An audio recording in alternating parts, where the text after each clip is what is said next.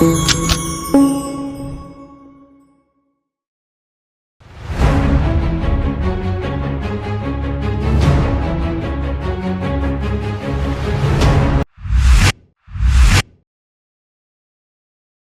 Mataram. That's the wish. अगर कोई कहे कि उसे मौत की डर नहीं लगती, या तो वो झूठ बोल रहा है, नहीं या तो वो कोई भारतीय फौज है।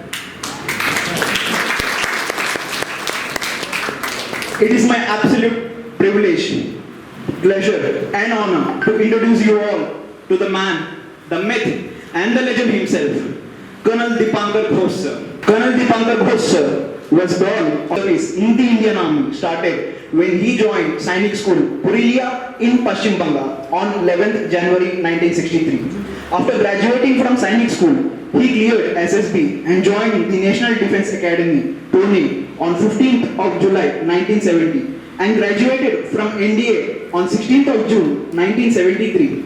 Later, in July 1973, he joined the Indian Military Academy, Dehradun and graduated in June 1974 as a second lieutenant and joined the Regiment of Artillery. As a young second lieutenant of the Indian Army, he was posted in Babina, Uttar Pradesh, a small town near Jhansi. Over the time, Ghosh sir worked his way up in the ranks with exceptional service and became a lieutenant colonel, posted in Amritsar, Punjab in July 1993. During the year 1984, Sikh militant separatist Jarnail Singh Bhindranwale occupied the Golden Temple of Amritsar. Considering this as an act of terrorism, the Indian Army took an immediate cognitive action, conducted Operation Blue Star and eliminated Bhindranwale. Colonel Ghosh sir took an active part in this operation. Later, in the year 1994, while serving in Leh, Ghosh sir was promoted to the rank of colonel and was made the commanding officer, Colonel General Staff of the Artillery Regiment. अगर आपको इतिहास लिखना है तो पहले किसी को इतिहास बनाना पड़ेगा. It was the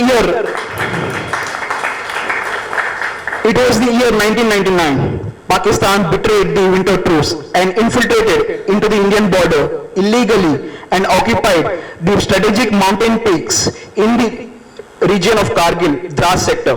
Upon learning about the infiltration, Bharat started Operation Vijay on 10th of May 1999, also famously known as the Kargil War.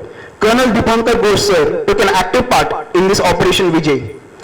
On 31st of July 2007, Colonel Deepankar Ghosh sir, holding the portfolio of Deputy Commander of the 54th Artillery Brigade, Secunderabad, retired from the Indian Army with the highest honors. After retirement from the Indian Army, Colonel Deepankar Ghosh sir is working as a faculty member at the Impact Academy of Human Excellence, teaching young aspirants how to clear the SSB interview and turning them into the future officers of Bharatiya Fauj. Now I request our chief guest to address the gathering. Colonel sir, you have the floor.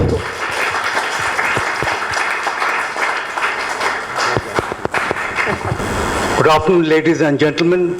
Firstly, Vande Mataram. Okay. It is my proud privilege to be here amongst the youth proactives, brigade of proactives. And I'm grateful to you all to give me a chance to come and address you here. First of all, whatever my friend Chandrasekhar has said, he has gone above board and said things. I am just an ordinary human being, like you and me. It was just an opportunity I got as a young student. I joined the Sainik School, and up the ladder I joined the National Defence Academy and ultimately joined the Indian Army. I had the advantage because my father was also in the Indian Army. So that advantage I did have, but that does not mean the other people don't have an advantage. They have got the advantage of youth. If you have the focus, if you have the determination, if you have the motivation, you can also become an officer in the armed forces.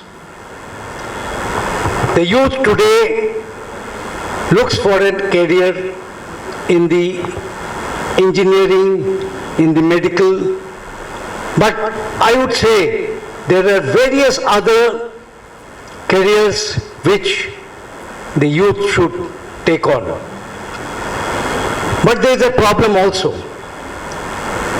If there are three things the youth must look for. One is the education, second is the employment, and third is the empowerment. If you have these three, no power on earth can stop you from achieving whatever you want. I'm sure all of you see dreams. There's a subtle difference between dreams and aim. Dream you only see, but aim you can always achieve if you have that desire, if you have that focus, if you have that determination. Today, India is going through a very tough phase in the sense with our neighbors all around. We have Pakistan, not so friendly with us. We have China, not so friendly with us. Earlier we had Bangladesh, which was quite friendly with us, but with the turmoil that they have gone through recently, we have a problem there. We have a problem with Maldives, all our neighbors. And like our former Prime Minister, Honorable Atal Bihari Vajpayee said, you can change friends, but you can't change neighbors.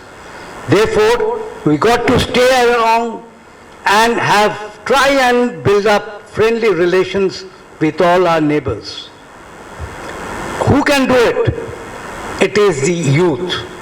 Don't forget that more than 65% of the 140 crore people in India are below the age of 35.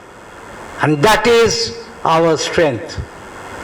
You give empowerment, you give employment, you give the opportunity, the youth can produce wonders.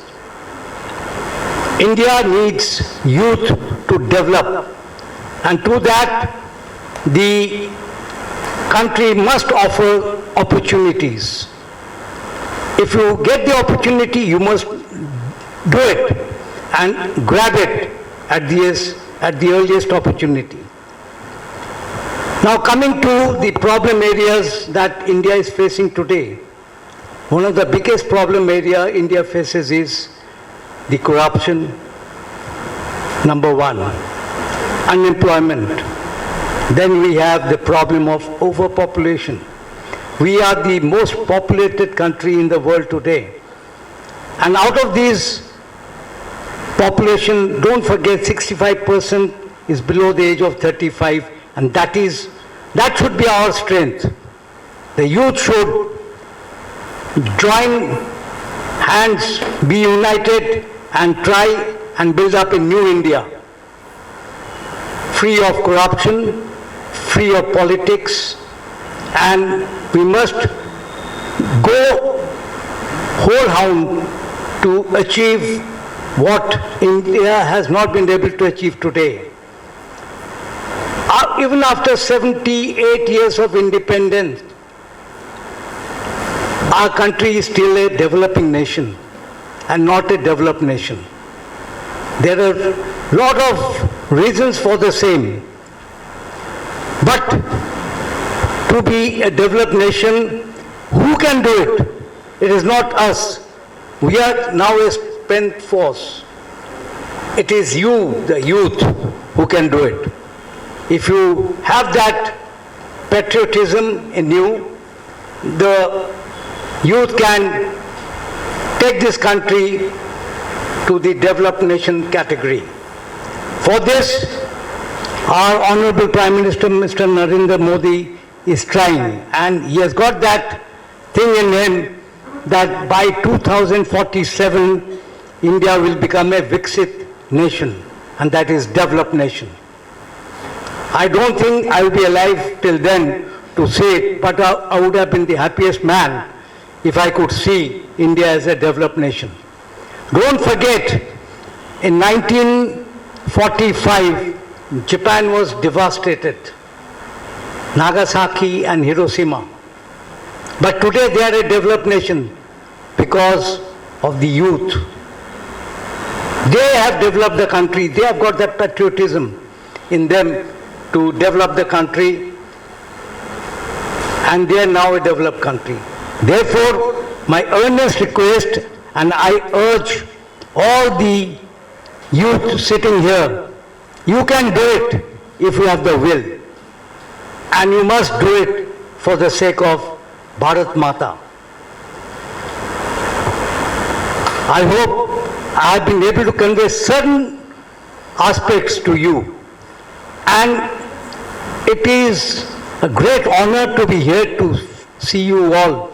Today I am giving training to the future officers of the Indian Armed Forces, training them to join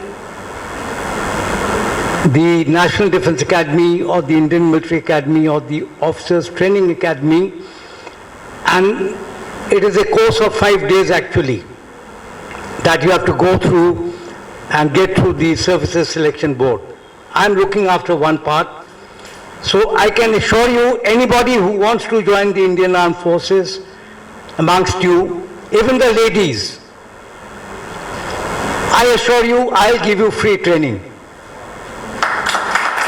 Nobody will stop you. I will take that responsibility to train you, and if you get through, apart from your parents, I think I'll be the happiest man to see you get through and join the Indian Armed Forces. So anybody who wants to join, please contact me. My number is already there with Chandrasekhar, and any time that you want to come and attend the training in the Impact Academy for Excellence, just tell them my name and nobody will stop you. I hope I have been able to convey whatever I had to convey, but whatever Chandrasekhar has said about me, I'm just an ordinary human being like you. Nothing great. I got the opportunity, so I joined and I became an Indian Army officer, served for 35 years. That's about all. And fighting the Kargil war, I've done no great thing. I had to be in the army. I did take part in the Kargil operations because that was my duty. If I was not posted there, probably I wouldn't have. But as luck could have it, I was posted there, so I took part and we achieved success. Not because of me, it is because of the complete armed forces. Everybody put in their bit. Similarly, in 1984, Blue Star operations that took place in Golden Temple, I happened to be posted there in Amritsar during that time. I was posted in Amritsar for 6 years complete. And that time, Operation Blue Star did take place, and after that, Operation Rakshak did take place. I was in that. But I will again emphasize, I am just an ordinary human being, and I would love to be that. And not something legend or something. I am no legend. I am just an ordinary human being. I hope I have been able to convey my point. Thank you, ladies and gentlemen. మీకు నచ్చినట్లయితే ఈ వీడియోని like చేయండి, share చేయండి, కామెంట్ల ద్వారా మీ అమూల్యమైన అభిప్రాయాన్ని తెలియచేయండి. మరిన్ని వీడియోల కోసం మా ఛానల్ని సబ్స్క్రైబ్ చేయండి. నోటిఫికేషన్ కోసం బెల్ ఐకాన్ని క్లిక్ చేయండి.